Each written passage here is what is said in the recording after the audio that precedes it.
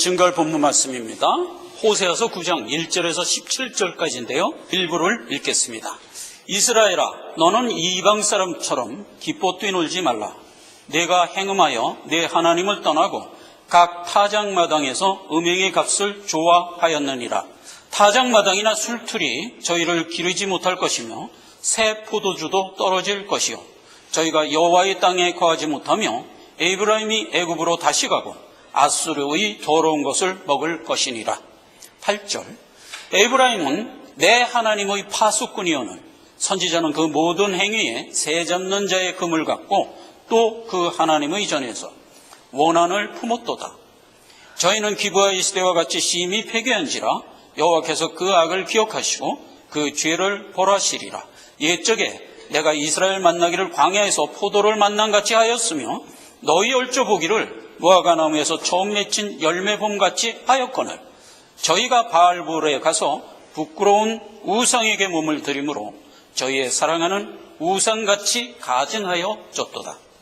14절, 여호와여 저희에게 주소서. 무엇을 주시려나이까? 청컨대 배지 못한 태와 젖없는 유방을 주시옵소서. 저희의 모든 악이 길갈에 있으므로 내가 거기서 저희를 미워하였노라. 그 행위가 악함으로 내 집에서 쫓겨내고 다시는 사랑하지 아니하리라. 그 방백들은 다 배역한 자니라. 에브라임이 침을 입고 그 뿌리가 말라 과실을 맺지 못하나니 비록 아이를 낳을지라도 내가 그 사랑하는 태의 열매를 죽이리라. 저희가 듣지 아니하므로 내 하나님이 저희를 버리시니 저희가 열국 가운데서 유리하는 자가 되리라. 아멘. 발람의 교훈을 선호라는 제목입니다. 여러분, 지금 우리가 호세아서를 살피는 가운데 선지 1, 2, 3 부분을 살펴봤어요. 자기 자녀를 이끌어갈 때 자녀들 안에 내적 부르심을 넣어주시고 긍휼한 가운데로 그들을 이끌어간다는 내용의 선지를 1, 2, 3에 담아주었었어요. 근데 선지 4서부터는 너희가 입고 사는 육정 가운데 있는 죄성이 이런 것들이니라 하는 것을 하나하나 찝어서 살펴주는데, 지난 시간에 선지 4에서는 세상을 향한 인본주의가 너희 죄성 가운데 포함되어 있다 하는 것을 지적해 줬었고요. 오늘 이 시간에는 우상을 숭배하는 모습이 있다는 겁니다. 구약을 읽으면 그 얘기가 무슨 얘기인지 신약을 이해할 때처럼 명쾌하게 이해를 못해요. 이스라엘의 역사를 담고 봐야 이게 무슨 말인지 알거든요. 그래서 본문 말씀을 이제 분해를 해서 보려고 하는 겁니다. 근데 지난 시간에 뭐라 그랬어요? 그러니까 너희가 가지고 있는 육정에 있는 죄성은 네 생을 다하는 그날까지 안 변하고 품고 있을 것이다 이거예요. 그러니까 계속 죄성 가운데로 우리 안에 있는 거예요. 그러니까 인식해야 돼요. 인식하지 않으면, 근데 이제 세상 사람들은 뭐 인식 자체가 없으니까 육정대로 살아가죠. 그러나 신자는 그래서는 안 된다. 그래서 지금 호세아 선지자를 통하여 너희가 가지고 있는 육정을 하나하나 인식시켜주는 거란 말이에요. 그래서 이제 지난 시간에는 인본주의성 죄성을 알려줬고, 오늘은 우상숭배인데 이 우상숭배의 본문의 말씀을 이제 보자 말이에요. 1절에서부터 쭉 보면 너희는 뛰놀지 말라 행음하였느니라 이렇게 돼 있어요. 특히 구약에서 일어나 먹고 마시고 뛰논다 하는 것이 행음이라는 말이에요. 구약에 있는 전절을 우리가 알면 그게 바로 행음인 줄 알고 신약도 그걸 그렇게 해석하고 있어요. 시내산에서 이제 모세가 율법을 받으러 시내산에 올라간 사이에 40일을 못 기다리고 밑에 남아있던 백성들이 뭘 만들었죠? 금송아지. 금송아지가 너희를 애굽에서 인도한 신이다 라고 하면서 출애굽기 32장 6절입니다. 그 이튿날에 그들이 이제 금송아지를 만들고 그들이 일찍 일어나 번제를 드리며 화목제를 드리고 앉아서 먹고 마시며 일어나 뛰놀더라 이렇게 돼 있어요. 큰 축제를 벌이면서 막 뛰놀았대요. 근데 그게 음행이에요. 오늘 본문 말씀도 그렇죠. 너희가 일어나 뛰놀지 말라 너희가 행음하였느니라 이렇게 연결이 되는 거예요. 신약에 들어와서 교훈을 할 때 구약에 있는 사건들을 들어서 계속 교훈을 하거든요. 그 교훈에 보면 고린도서에 너희가 먹고 마시고 일어나 뛰논다 함과 같으니라 하면서 교훈한 교훈의 제목이 뭐냐면 행음이에요. 그러니까 행음하지 말라. 옛날에 시내산에서 그때도 그랬느니라 이렇게 교훈을 했던 거고요. 성경을 다 마치고 계시록에 들어가 봐도 동일한 패턴으로 교훈을 하고 있어요. 행음이 우리가 가지고 있는 죄성의 한 모습이래요. 특히 이제 계시록에는 7교회에 이제 교훈을 줬잖아요. 그러니까 그 7교회가 전부 우리 모습이에요. 그래서 한 교회 한 교회가 가지고 있는 어떤 특징들을 들어서 설명할 때 행음에 관한 이제 특징을 들어 설명했던 거거든요. 그때 그 행음에 대한 교훈을 하던 예수님의 모습이 어떤 모습으로 부각되죠? 날선 검을 가진 이가. 말씀. 그렇죠. 그래서 우리가 가지고 있는 육정의 이 성향을 다스릴 수 있는 유일한 백신이 뭐라? 말씀이다 이거예요. 그러니까 우리가 결론부터 알고 이 부분을 들어가야 돼요. 행음 우상숭배라는 분야가 있는데 신자는 그것을 다스리며 갈 줄 알아야 돼요. 근데 그걸 다스리는 능력이 뭐냐? 의지, 결단, 아니. 인간의 의지와 결단으로 못 이겨요. 뭐로만 이긴다? 예수 그리스도의 말씀. 요걸 결론으로 알고 이 부분을 지금 들어갑시다. 그래야 이제 우리가 진행되는 말씀을 금방금방 이해를 할 수가 있어요. 그렇게 이제 1, 2, 3절에 행음에 대한 얘기를 부각시켰고요. 8절에서 10절에는 역사적 사건을 들어줍니다. 기브아의 시대에 행음했던 사건을 부각시켜주고요. 10절에는 바알부엘에게 부속됐던 사건을 부각시켜줘요. 그래서 이제 요거는 역사적 사건이기 때문에 우리가 살펴봐야 돼. 여러분, 기브아는 지지난 시간에 우리가 살펴봤죠. 베냐민 지파들이 살고 있는 지역의 이름인데 이스라엘 백성들이 전부 행음하면서 부패했어요. 그때가 사사시 때거든요. 그래서 이스라엘 지역에서 어떤 레위인 하나가 첩을 데리고 여행을 하다가 기브아에 와갖고 동성애를 하려고 강제로 하니까 거부하니까 첩을 데려다가 성폭행하고 죽여버렸다는 거예요. 그런 사건이 있었단 말이에요. 그래서 이 사람이 하도 화가 나서 자기 첩의 시체를 12토막 내갖고 온 이스라엘에 다 보내서 온 이스라엘이 들고 일어나서 기브아를 진멸했죠. 한참 죽이다 보니까 진멸이 되니까 이거 큰일 났거든. 여호와가 세워준 지파 하나가 없어지게 생겼단 말이에요. 그래서 이거 안 되겠다 해갖고 이제 중단했던 그 사건이죠. 근데 그때 하나님이 우리에게 준 교훈이 뭐예요? 기브아가 범행한 것만 징계한 게 아니었죠. 뭐였어요? 이미 이스라엘 모든 지역이 다 부패했었다 이거야.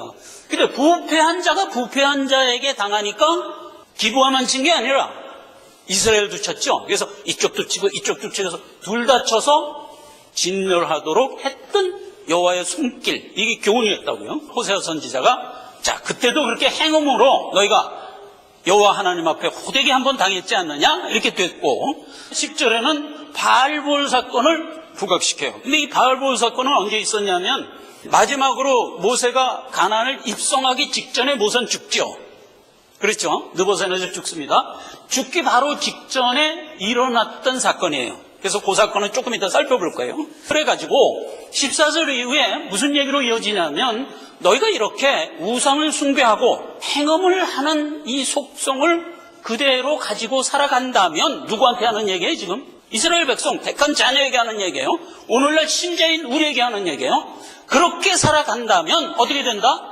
무자한 자가 되리라 이 말이에요. 그 얘기는 중요하니까 읽겠습니다. 14절 여호와여 저에게 주소서 무엇을 주시려나이까?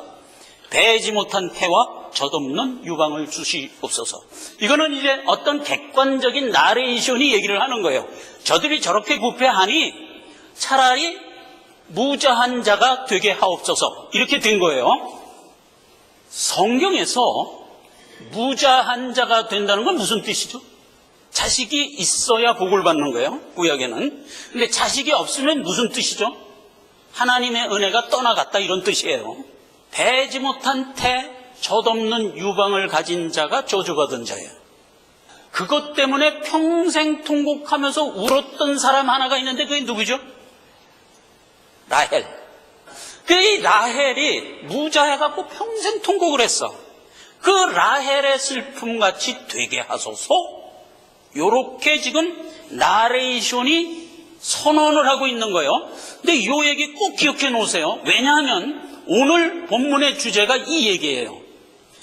너희가 육종을 버리지 못하고 살면 무자한 자가 되어 라헬의 슬픔을 갖게 될 것이다. 이렇게 된 얘기인데, 그 라헬의 슬픔을 갖게 된 너희에게 하나님의 은혜가 온다로 연결이 돼요. 그래서 이제 그 얼개를 살펴볼 거예요. 그렇게 해갖고 16절 이하에 보면 17절 마지막에 열방을 유리하여 방황하는 자가 되리라 해서 역사적으로 이스라엘 백성들은 이대로 됩니다. 2000년 이상을 방황하는 디아스포라의 자리로 떨어지고 말죠. 그렇게 됐던 사건이 이 지금 본문 말씀에 녹아 있어요. 이 사건이 우리에게 지금 무엇을 얘기하고 있고, 이러한 가운데 우리가 얻어야 될 교훈이 무엇인가를 정돈해야 돼요. 이스라엘 백성들에게 하나님이 지금 무엇을 인식시키고 있어요? 육종이 가지고 있는 죄성 중에는 우상을 숭배하고자 하는 마음과 행음을 하고자 하는 마음이 있다. 그걸 인식하라. 그걸 만약에 인식하지 못하면 너희는 무자한 자가 될 것이다. 그리고 유리방황하는 자가 될 것이다. 알겠냐? 이렇게 얘기한 거예요. 그럼 하나님이 그렇게만 얘기하고 마는 게 아니란 말이에요.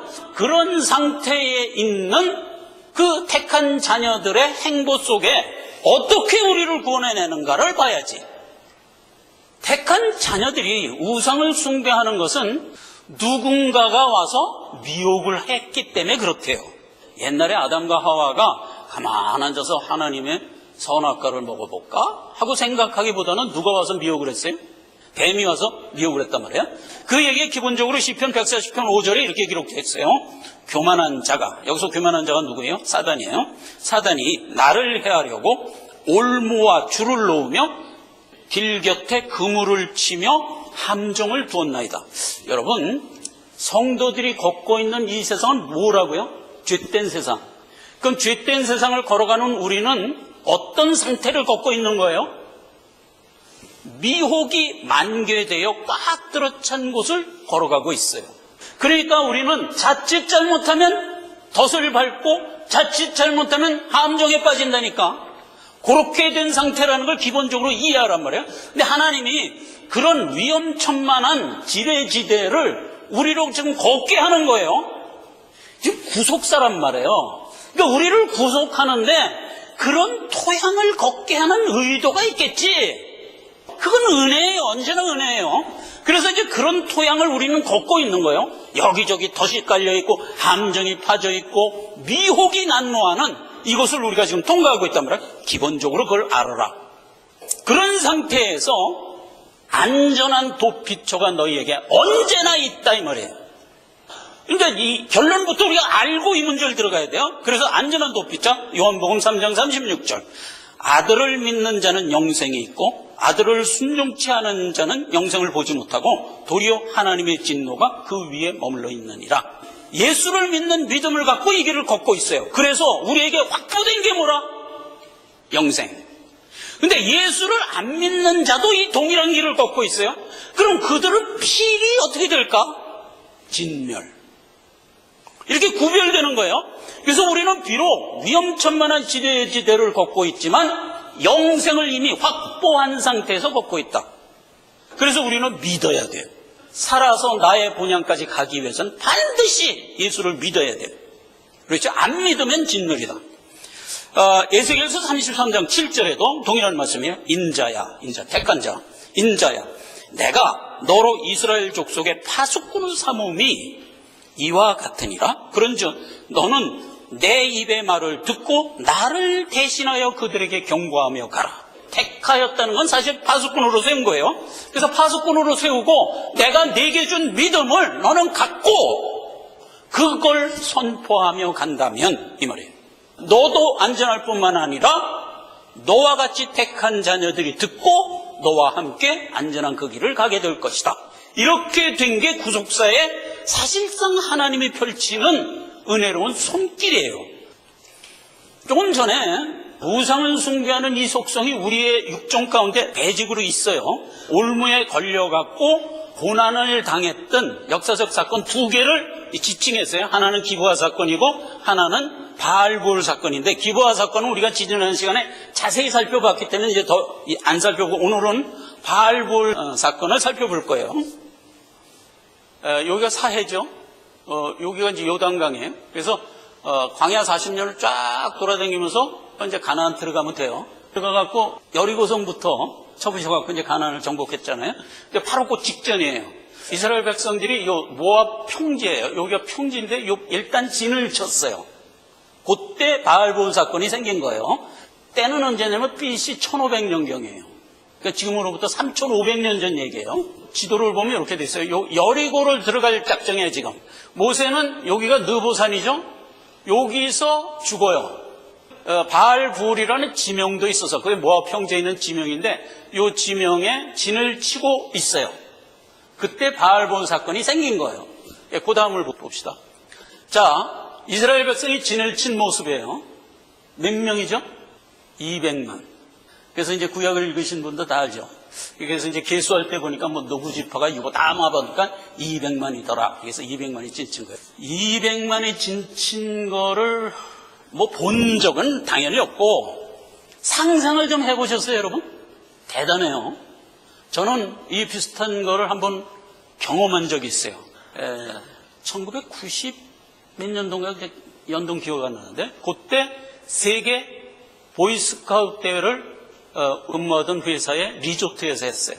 근데 리조트가 얼마나 크냐 하면은 설악산 자락에 동해안 쪽에 있는 데인데 한 200만 평쯤 되는 리조트였어요. 자락에서 내려오는 맑은 물과 깨끗한 모래와 자갈로 된 그런 아주 멋진 광야였어요. 리조트를 짓고 리조트 사업을 했었거든요. 잼버리 대회를 4년에 한 번씩 여는데 세계 각지에 다니면서 여는데 그 해에는 한국을 선택해갖고 걸로 온 거예요. 보이스카웃이 그 숫자가 한 7, 8만 명쯤 되고 거기에 관계자들 따라오는 선생님들 다 합치면 10만 명이에요. 10만 명이 와갖고 200만 평 깨끗한 자갈밭에다 텐트를 쳤는데 어마어마해요. 수만 개의 텐트가 쫙 있는데 그 규모는 어마어마해요. 그래서 그때 내가 생각했어요. 야, 이거 10만 명이 텐트를 쳤는데 이 정도면 옛날에 이스라엘 백성이 200만 명이 나가서 텐트를 치면 과연 그게 어땠을까? 가히 상상이 안 되는 거야. 그러니까 거의 20배 규모로 더 큰 규모잖아요. 근데 난 10만 명짜리 보고 기절을 했는데 그거의 20배면 얼마나 대단하겠어요? 상상을 해보세요. 어마어마한 거예요. 그래 이제 딱 지를 치고 있단 말이에요. 그래서 그 모압 땅에 그때 모압 왕이 누구냐면 발락이야. 발락이 딱 보니까 어마무지한 그 이스라엘 백성들이 와서 딱 진을 치고 있거든. 그러면 이제 하는 얘기가 나 여기서 살 거 아니야. 그건 너 신경 쓰지 말고 우리 곧 가나안 땅으로 들어갈 거니까 잠깐 참어. 이러고 이제 거기다 진을 뚝 쳤다. 근데 발락이 이제 속이 이제 보글보글 하는 거야. 저는 이스라엘을 좀 쳤으면 좋겠는데 숫자를 보니 감히 가서 칠 수는 없겠고 무슨 방법이 없을까 하다가 그때 마침 이방 선지자가 하나 있었어요. 그게 누구예요? 발람이라는 놈이 떡 있었거든. 그래서 이제 발락이 발람한테 간 거야. 야, 발람아, 저 이스라엘을 좀 네가 저주하면 안 되겠냐? 그래갖고 이제 저주를 부탁했어. 그 발람이 하나님의 선지자니까 이제 저주를 할 수 없잖아요. 그래서 난 할 수 없다. 하나님이 내게 하라고 하는 말밖에 나는 할 수 없다. 그리고 거절을 했는데 그게 발람의 속마음은 아니었어요. 뭐냐면 발락이 너 만약 이스라엘을 저주만 해주면 내가 평생 먹고 살 수 있는 은금을 줄게. 이러고 이제 발람한테 요구를 하니까 발람이 사실은 내심 어떤 생각을 품어요? 이게 저주만 할 수 있으면 내가 평생 먹을 돈을 받을 텐데 선지자로서 저주는 할 수 없고 하면서 내심 아쉬워하면서 그걸 발락이 알고 가자 그리고 끌고 간 거야. 나 안 갈 거야 안 갈 거야. 근데 아니야 그래도 난 가봐야 소용없어. 가봐야 난 축복만 할 텐데 축복을 하든 저주를 하든 일단 가자. 그래갖고 이제 끌고 간 거야. 그때 하나님이 발람의 속셈을 알았어요? 몰랐어요? 알았어요. 그래갖고 된 사건이 뭐예요? 당나귀 사건. 그것도 한번 보여요. 요거. 그 나귀 타고 가는데 나귀가 안 가는 거야. 주저앉아갖고. 그래서 이제 발람이 나귀를 한 대 때렸어. 그랬더니 세상에 나귀가 입을 열은 거야. 주인님 왜 나를 때리세요? 아니 놈은 왜 안 가? 그러고 한 대 더 때렸어. 그랬더니 나귀가 하는 말이, 내가 주인 말을 언제 어긴 적이 있습니까? 내가 안 가면 이유가 있겠지. 왜 나를 때립니까? 나귀가 이렇게 얘기한 거야. 그때 하나님이 발람의 눈을 딱 열어줬어. 딱 보니까 세상에 앞에 천군 하나가 칼을 빼들고 딱 서 있는 거라. 그게 보인 거야. 아하, 나귀가 절에서 안 갔구나. 그때 천군이 얘기하죠. 너 나귀가 얘기하지 않았으면 나귀는 살고 너는 죽었을 거야. 이렇게 된 거예요. 그때 이제 발람이 거기서 이거 잘못됐습니다. 돌아가.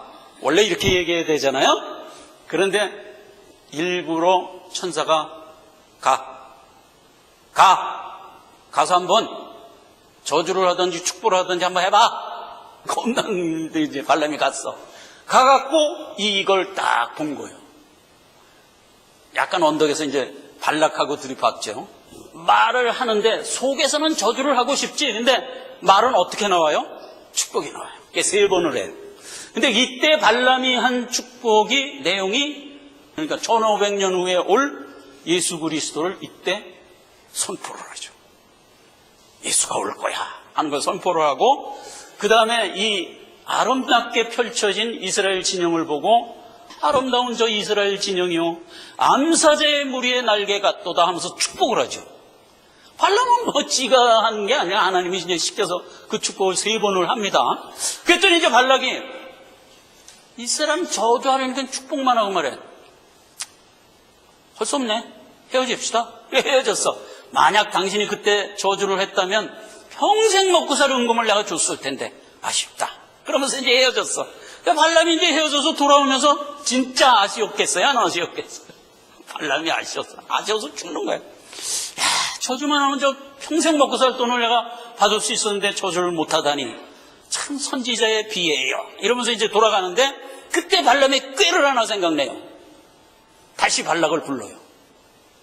야, 발락아, 뭐 저주도 못하는데 왜 불러? 이러니까 내가 저주는 못하지만 꾀는 하나 얘기해 줄게.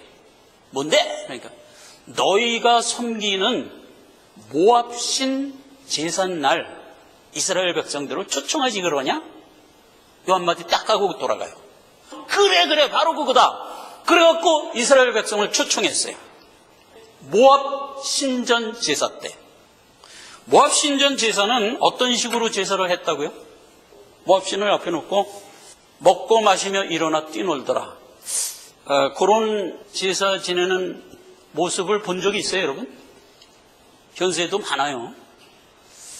그 똑같은 모습이 브라질의 삼바 축제, 동성애자들이 벌이는 축제. 지금 모압 신에 일어나 먹고 뛰놀더라 하는 축제하고 똑같은 거예요. 그 분위기가. 그런 거예요. 그래서 이제 그걸 해서 다음 장면 봅시다. 모압의 신은 금오스 신을 섬기는데 이게 바알이에요. 바알인데 거기에 새끼 그 신들이 많은데 그 신 중에는 부올이라는 신이 있어요. 근데 이 부올이라는 신이 여신이에요. 여신. 옛날에는 다산이 축복이었어요. 이스라엘에게도 다산이 축복이고 아까 저주를 뭐로 내렸어요? 무자한 거를 저주로 내릴 정도였어요. 그러니까 다산이 축복이라서 이 사람들이 이제 다산의 신을 섬기는데 부올 신을 앞에 놓고 축제를 벌이는데 그 축제가 무슨 축제냐? 음란의 축제예요. 모압 백성들이죠. 모압 백성들이 신전에 예배를 드리러 가면 오늘날 같으면 브라질의 삼바 축제에 이제 온 브라질 시민이 가듯이 얘네들도 간단 말이에요. 가갖고 신전에서 예배를 하는 그 예배 행위가 행음이에요. 그래갖고 모압 여성들이 신전에 예배 드릴 때는 그 신전의 여사제들이 되는 거예요. 그래갖고 모압 남성들이 여사제가 된 모압 여자들과 말하자면 음행을 하는 거예요. 그렇게 된 게 모압의 제사예요. 여기에 누구를 초청했다? 이스라엘을 딱 초청한 거예요. 그게 이스라엘 남성들이 가갖고 눈이 완전히 돌아간 거예요. 제사하고 비교해 보니까 어때요? 이스라엘 백성들이 드리는 제사는 뭐예요? 제사장이 거룩한 옷 입고 들어가서 양의 피 잡아서 해서 피 뿌리고 나오면 제사 끝이잖아요. 뭐 있어요? 아무것도 없어요. 근데 여기 제사에 들어가 보니까 이거 뭐 어마어마하고 재밌고 이게 보통 그 유혹적인 게 아니란 말이에요. 그러니까 이스라엘 백성들이 거기에 그만 푹 빠져버린 거야.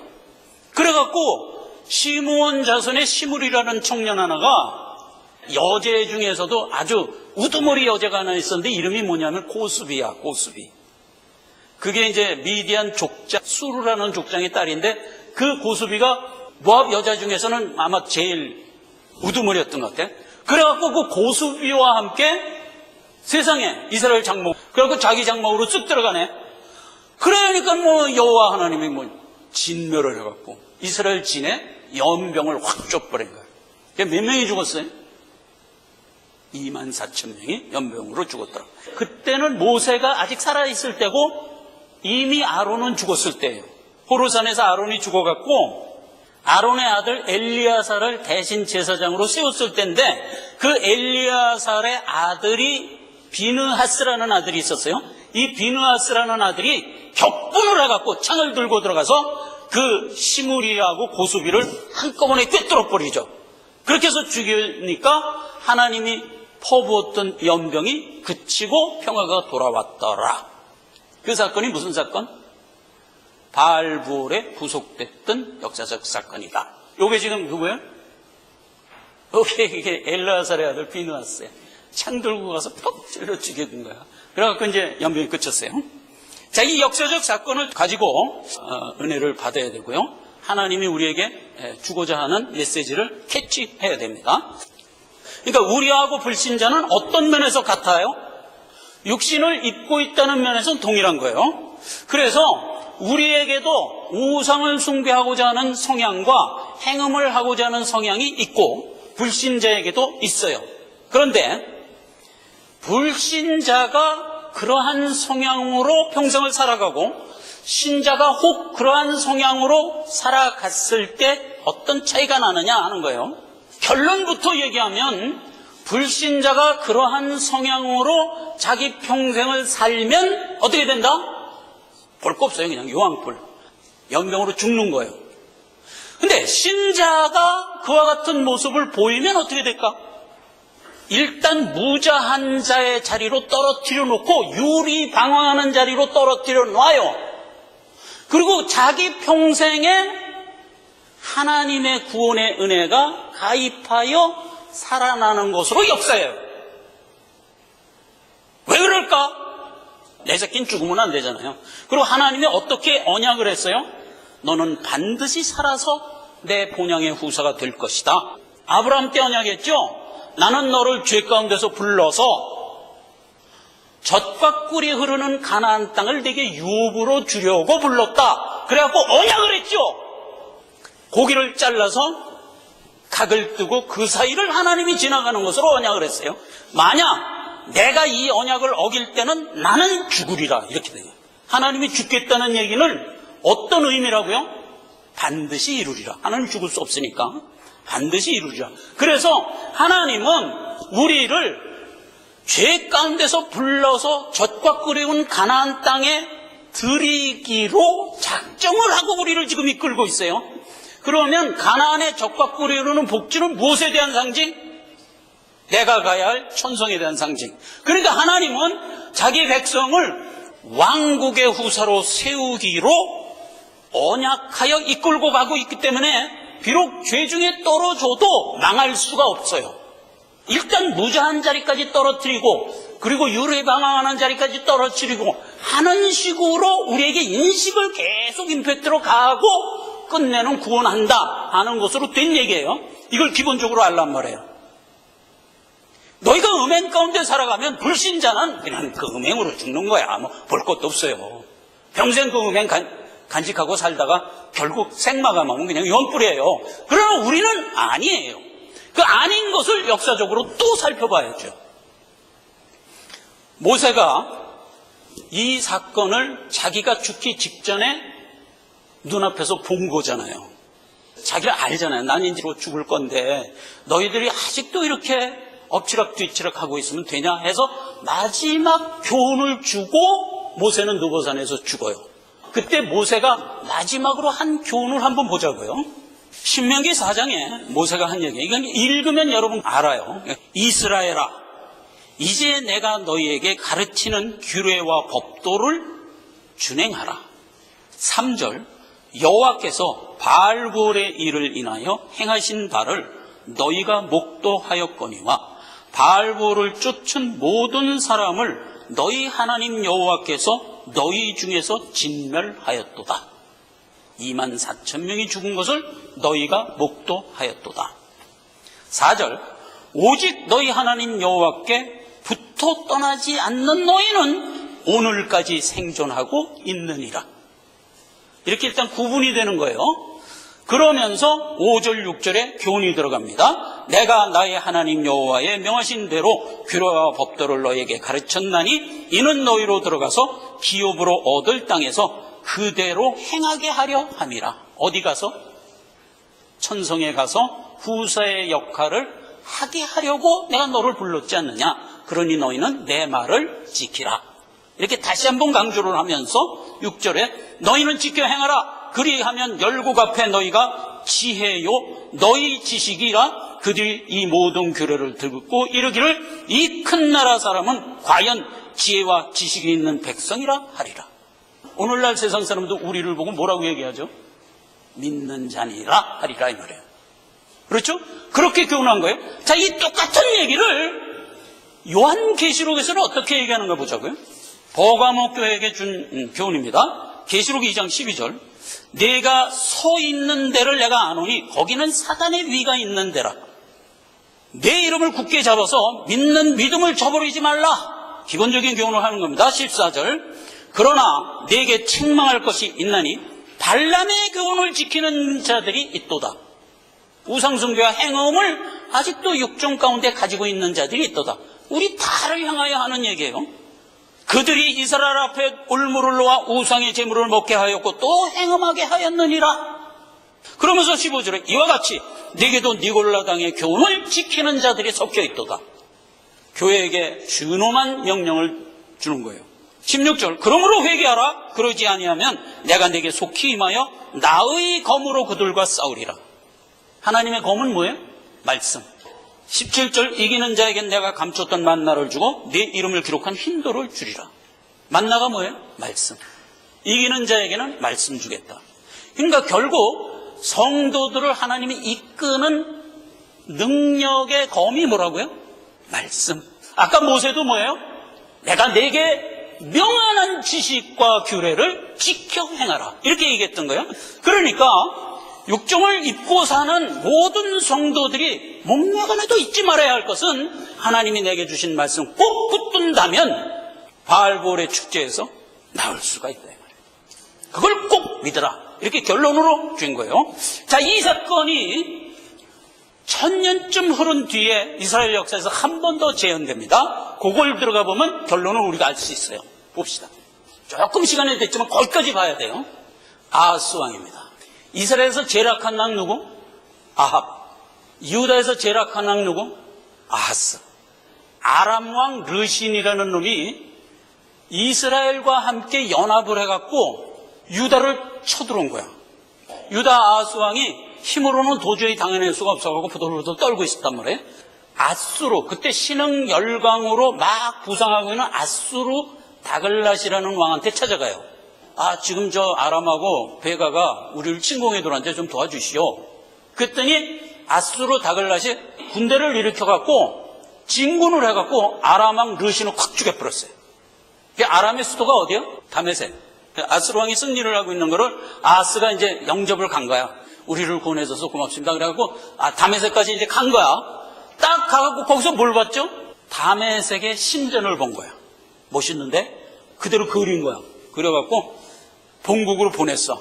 우리아 제사장에 보내갖고 야, 이건 내가 그린 이대로 빨리 신전을 만들어. 아니, 신전을 어디다 만들죠? 아니, 우리가 가지고 있는 신전 다 헐어버리고 그 자리에다 만들어. 이렇게 된 거야. 그래갖고 이제 본국으로 귀환했을 때는 우리아가 그대로 신전을 만드는 거야. 그 자리에 있던 물두멍도 치워버리고 낭실도 치워버리고 다 그렇게 한 거예요. 그게 얼마나 큰 죄를 범한 거예요. 그죠? 아수르 왕이 나를 도와줘갖고 내가 안 망하고 살았네. 그러고 이제 앉아있는 거야. 이 사건이 이제 열왕기 하에 기록된 사건이잖아요. 근데 이 똑같은 사건을 이사야 선지자가 쓴 이사야서에는 그 사건을 영적으로 기록하고 있어요. 그 영적으로 기록한 내용을 들어가 봅시다. 이사야서 7장. 똑같이 기록됐어요. 아스 왕 때에 아람왕 르신과 베가가 쳐들어왔더라. 그래서 아스 왕이 바람이 삼림에 흔들리는 것처럼 그 마음이 흔들렸고 온 백성들도 흔들렸더라. 그래서 부들부들 떨었더라. 이렇게 된 거예요. 그때 여호와께서 이사야에게 얘기합니다. 이사야야, 너 아스 왕한테 가서 이 전쟁에서 네가 안 망한다고 얘기해줘라. 이렇게 돼요.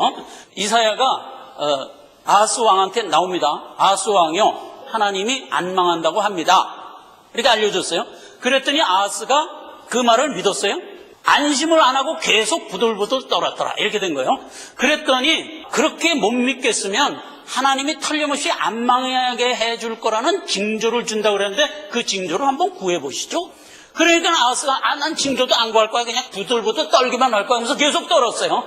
그랬더니 이사야가 답답해갖고 그러면 그 징조 내가 그냥 대신 줄게. 그리고 확 준 징조가 뭐죠? 그게 그 유명한 동정녀 예수 그리스도의 성육신을 징조로 준 거예요. 보라, 처녀가 잉태하여 아들을 낳을 것이요 그 이름을 임마누엘이라 하리라. 이 징조를 줬다는 거예요. 근데 아하스는 이 징조를 700년 후에 일어날 것을 징조로 받은 셈이에요. 그렇죠? 그러면 이게 징조가 될까? 예, 징조가 돼요. 돼서 아하스는 결국 안 망했어요. 그런데 현실적으로는 왜 안 망했죠? 아수르의 다글랏 임금이 와서 도와줘서 안 망했어요. 그런데 영적으로는 왜 안 망했죠? 하나님이 안 망하게 하겠다고 징조까지 주면서 역사한 거였어요. 자, 우리 신자는 이 두 개를 다 봐야 돼요. 성도들이 어떤 문제에 봉착해서 해결함을 받는 것은 눈으로 보이는 어떤 역사들이 이루어져서 그게 해결돼요. 그런데 영적으로 들어가 보면 하나님이 배후의 역사에서 그 일은 사실상 해결된 거예요. 성도들이 이걸 몰라. 그리고 누구를 섬겨요? 눈에 보이는 역사에 의하여 해결된 그걸 쫓아가지. 그런 상태예요, 지금 아하스 왕이. 자, 그런데 징조라는 것을 한번 놓고 생각해 보세요. 너 안 망할 거야 하고 징조를 주면 망하기 전에 징조가 된 거를 줘야 징조지. 그런데 700년 후에 될 거를 징조라고 떡 주면 그게 징조가 될까? 돼요. 왜 되죠? 하나님이기 때문에 되는 거예요. 하나님의 역사는 영원 속에서 역사하는 거예요. 그러니까 시간 개념하고 상관이 없어요. 700년 후에 될 것이라도 하나님이 징조로 줬으면 그건 징조인 거예요. 영원 속에서 역사하는 거잖아요. 우리가 바로 그 영원 속에서 하나님의 택함을 받고 지금 신자로 서 있는 자들이란 말이에요. 하나님이 너 안 망할 거야 하면 안 망하는 거예요. 그게 어떻든 우리의 믿음이 어떻든 일단 상관이 없는 거예요. 일단 이렇게 된 영적 원리를 우리가 알아야 돼요. 알아야 돼요. 알아야 돼요. 이걸 알도록 성경은 한두 번 얘기했을까? 무지하게 많이 얘기했어요. 조금 전에 우상을 숭배하여 무자한 자가 된다고 그랬잖아요. 누가? 신자가. 불신자가 우상을 숭배하면 어떻게 된다고? 연병으로 팍 죽는 거야. 어떤 따질 것도 없어. 근데 우리는 안 죽고 무자한 자가 돼 있네. 근데 그 무자한 자가 돼 있는 게 누구의 슬픔이라고 그랬어요? 라헬의 슬픔이라고 그랬어요. 그 슬픔이 어디하고 지금 연결돼 있어요? 구원의 역사하고 연결이 돼 있어요. 마태복음. 마태복음에 예수 그리스도가 태어나자 세상이 분노를 해갖고 2살 이하 어린아이를 다 죽였어. 베들레헴 인근 지역에 있는 모든 사람들의 곡성이 울렸더라 그랬어요. 마태복음에서 한 얘기가 뭐예요? 이는 라헬이 무자하여 자식이 없으므로 통곡한 통곡이 이루어졌다 함과 같으니라. 이렇게 연결해요. 라헬의 슬픔이 이루어졌다 함과 같으니라 했을 때 온 자가 누구예요?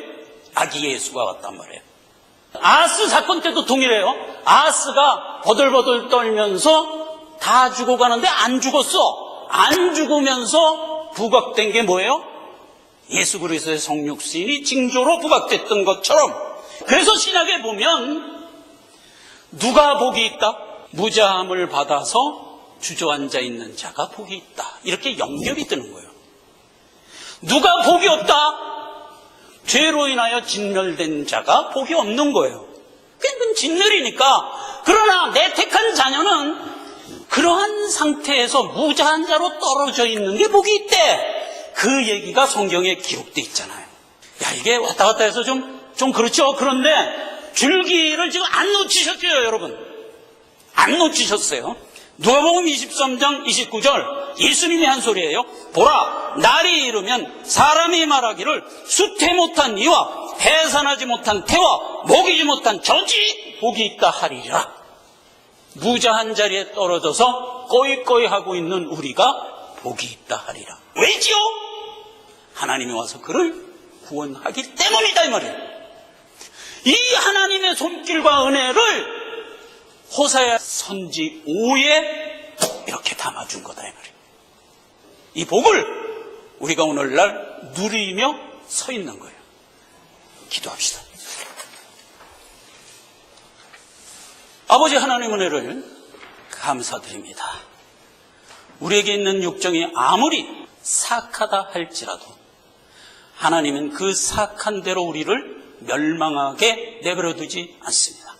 바른 자리로 이끌고야 만다는 사실을 호세아 선지 5에서 다시 한번 확인합니다. 모든 역사와 모든 성경 말씀이 이를 증거하고 있습니다. 은혜를 감사를 드립니다. 우리가 하나님이 주신 이 복된 생명력을 보여잡고 본향에 발을 딛는 그날까지 인도하옵소서. 예수님의 이름으로 기도했습니다.